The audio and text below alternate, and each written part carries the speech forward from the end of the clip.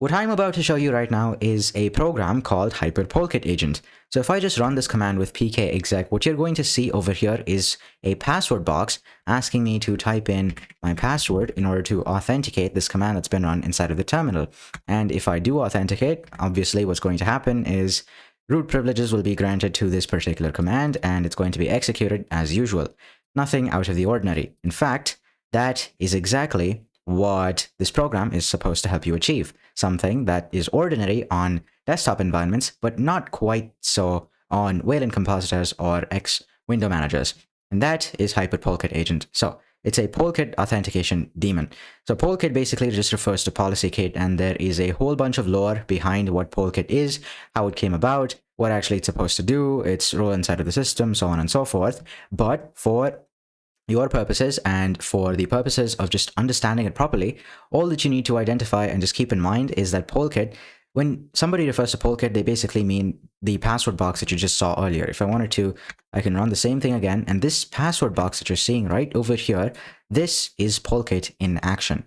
Now, why exactly would you want to use something like hyprpolkitagent instead of another agent, something like GNOME, which if I show you what that looks like, that would be in config hyper modules autostart. So this is actually something that you autostart inside of your hyprland config as soon as it starts up, so that any password prompts that you're supposed to receive, you automatically receive and don't have to manually start the service every single time.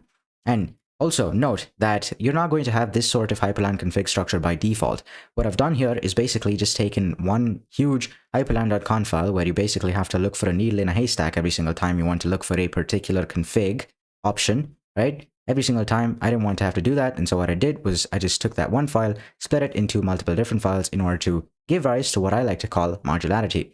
And if you want to learn more about that and how exactly you can make custom theme switchers like this one, basically all you have to do is just choose your favorite theme amongst a bunch of different themes right over here, and basically have your entire system adapt to a particular theme, not to mention changing wallpapers as well to something super corny like this one, right? If you want to learn how to make something like this yourself, you can go ahead, click the first link in the description and check out the program that's in there called Hyper Accelerator.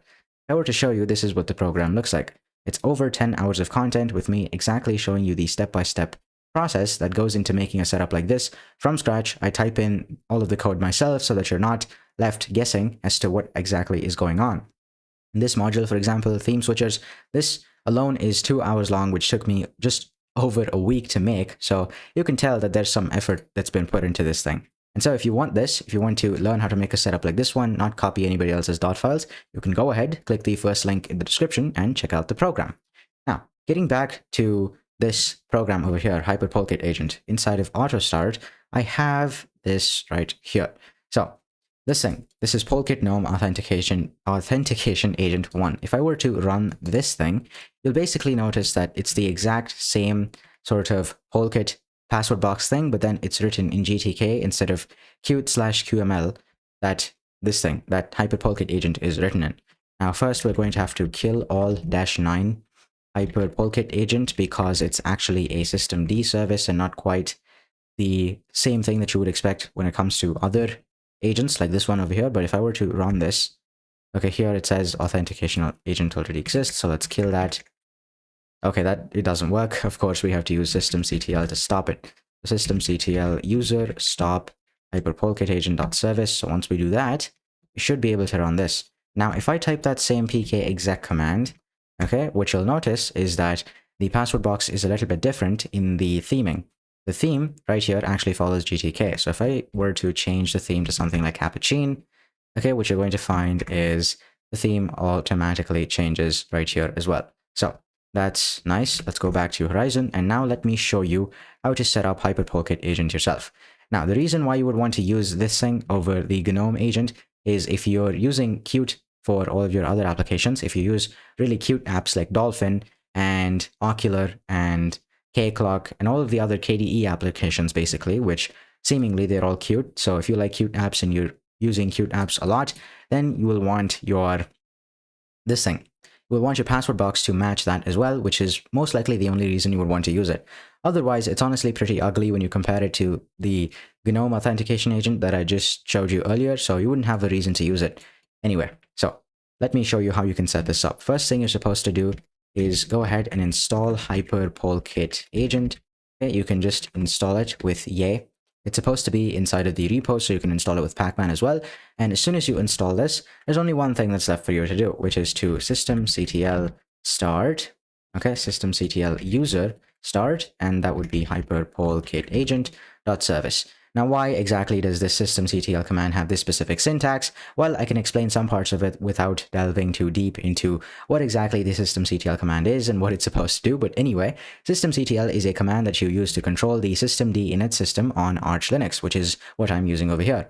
Now, when we type in this -- user flag, essentially what we're doing is not running systemctl as a root user, but instead running it for this particular user so that no other users are affected in case you have any other users that are using this particular computer that you're currently on. Now, start is basically used to start any unit inside of systemd that you have configured. So a unit is basically a thing like service or a timer or something like a socket. Okay, there's a lot of different units that you can possibly have in systemd, but the only one that we're concerned with right now is the one called service. And that service is basically just going to keep running in the background as a daemon, which basically means background process. And whenever it is called upon, it will show us that password box. That's it. There's no need to complicate it with any further knowledge unless you're, of course, interested. So if we just run that command, okay, now systemctl starts this program and then pushes it to the background. You can check its status with systemctl user status hyprpolkitagent. Here it will tell you the status, it's enabled and it's active and running, so on and so forth, and all that is great.